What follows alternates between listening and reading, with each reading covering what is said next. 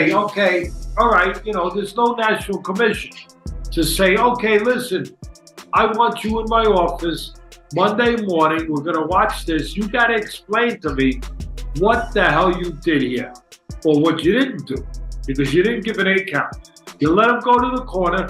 Last I checked, the rules have not changed in boxing. There are no timeouts. What did you do? Why did you do that? And if I don't get the right answer, you're suspended. You're suspended. He got away with it. But the sport let him get away with it. There's nothing wrong with the fighters. It's the administrators of this sport that there's a lot wrong with. And there is. And you see it. And we shouldn't keep seeing it. It's got to be stopped. A referee, that is not in the rule book. You get hit with a jab. I know there was a second or two in between. Sometimes you see a delay, knockdown, whatever. The punch didn't hurt him. I understand that. But he got hit a jab, and then a second, 2 seconds later, he takes a knee.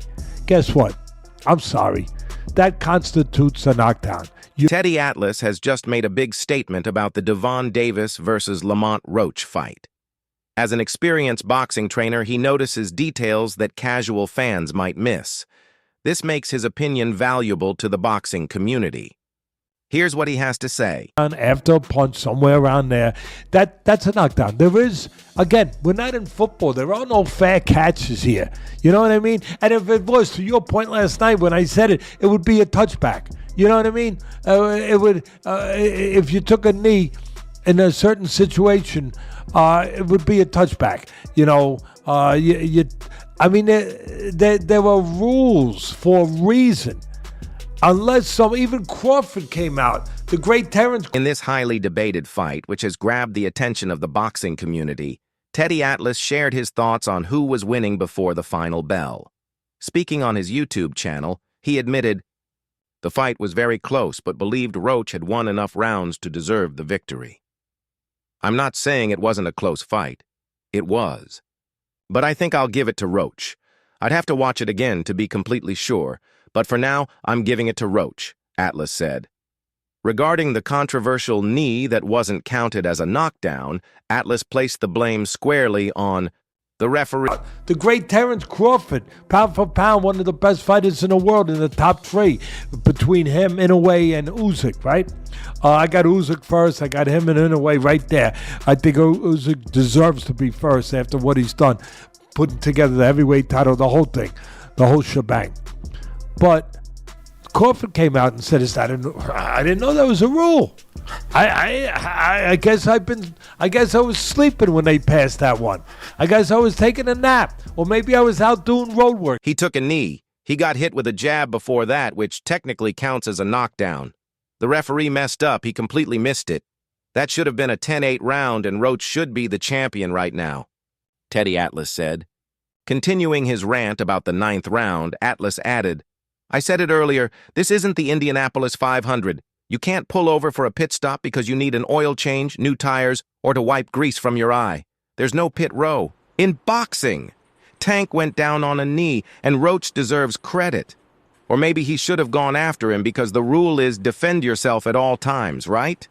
He would have been within his rights to attack." But definitely we need better refs that assure themselves, know how to make a decision, know they're making the right decision, emboldened to make that decision.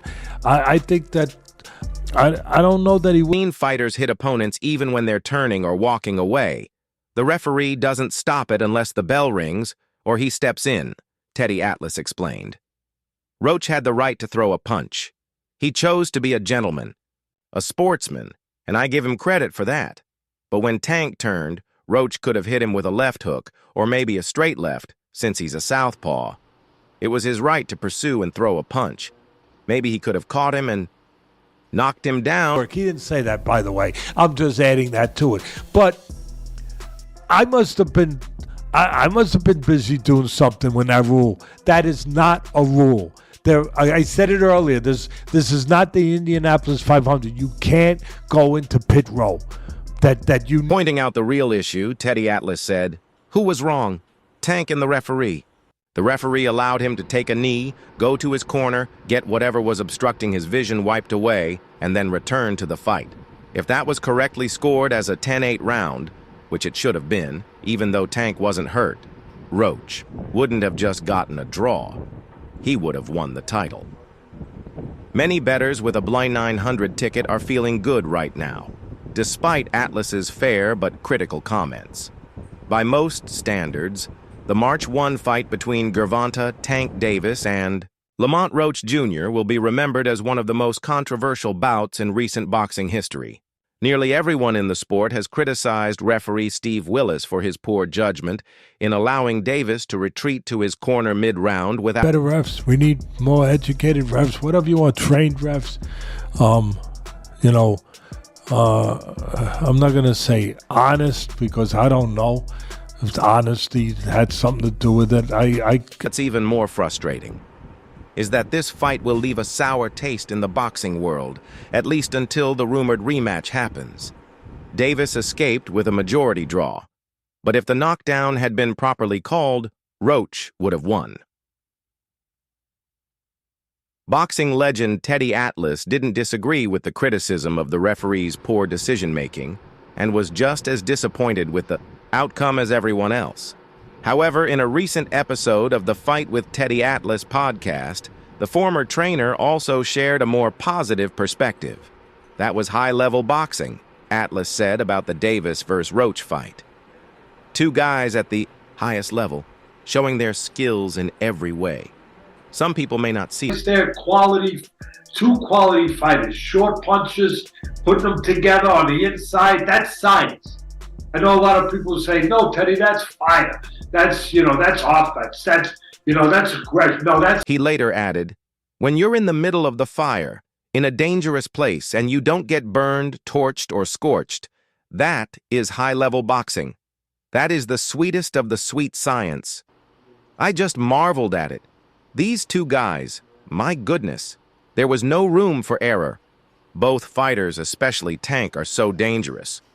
One little punch, bang, and it's all over. Atlas concluded, that fight was something I truly appreciated. They both did their thing. He then posed an interesting question. Is it possible that Tank went in like everyone else, thinking he'd make short work of Roach? After all, he was a 1,600 favorite. Maybe even subconsciously he bought into that. Even science. You can do the sweet science and be aggressive. You don't have to do it on the outside only. You don't have to do it only, with separation. You don't have to do it only. You don't always need separation to win, Atlas said. Of course, you wouldn't expect a veteran analyst like Teddy Atlas to limit his commentary to a brief post-fight reaction. That often happens quickly and in any setting, but this time, it was different.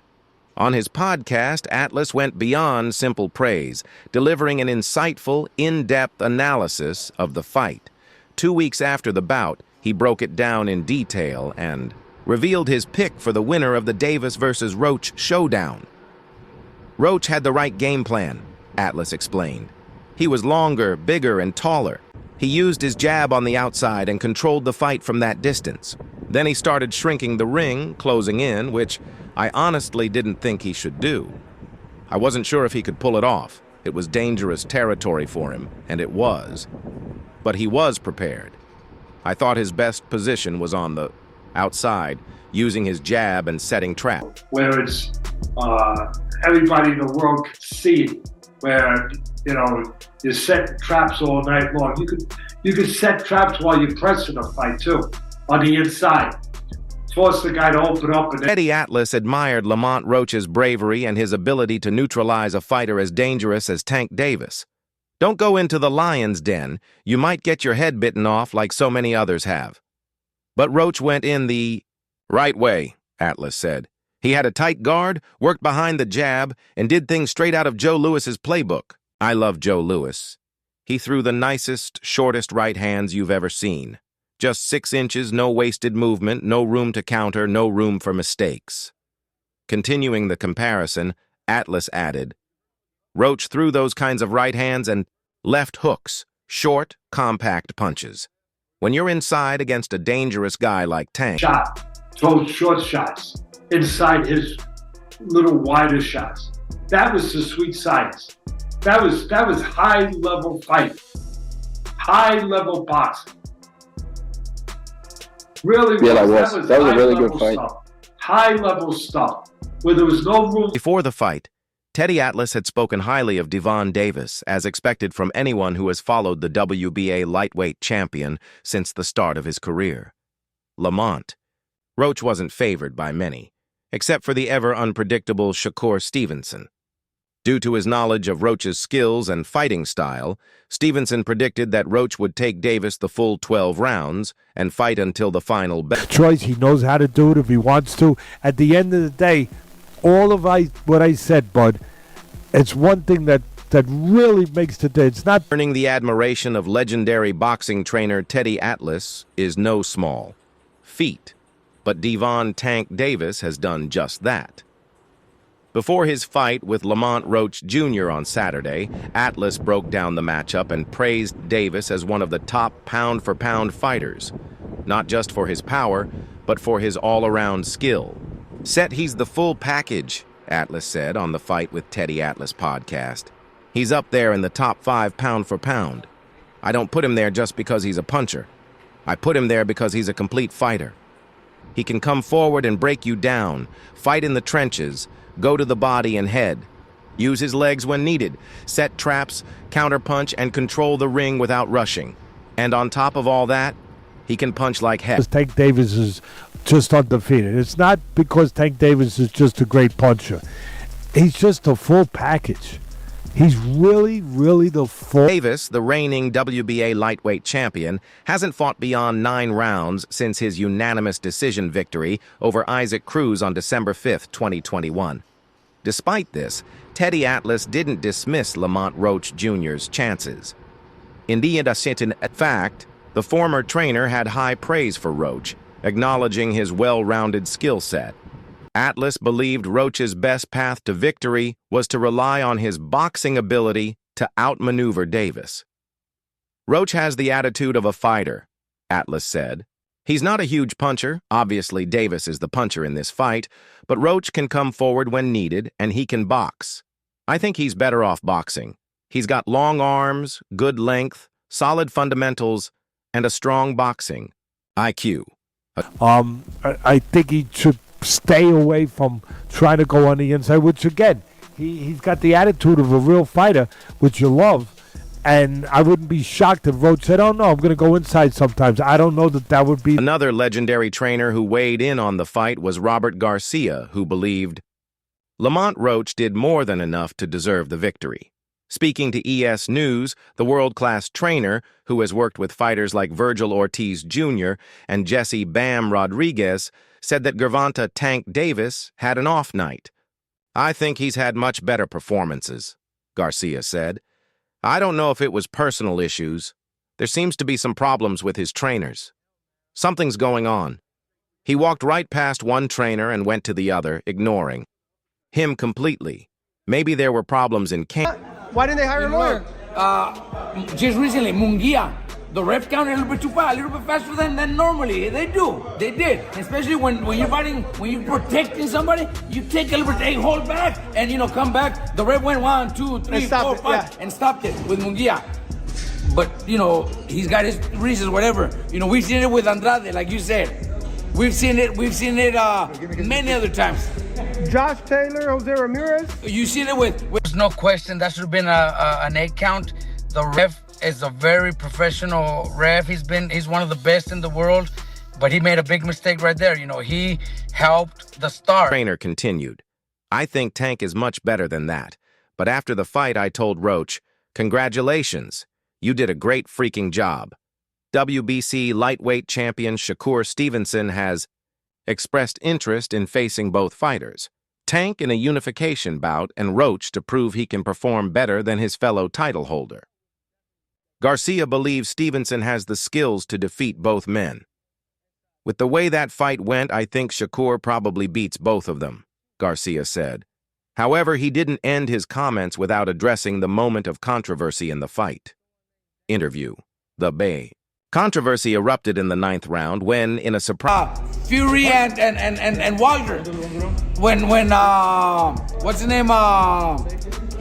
Was counting when Fury was down. What's the name? Jack Reese. And a lot of people gave him that, but he did his job. He took his time also. Tyson against Buster Douglas. Tyson drops Buster Douglas, and I think it was like a 17 count. So Tyson could have knocked him out. Yes, okay, we understand.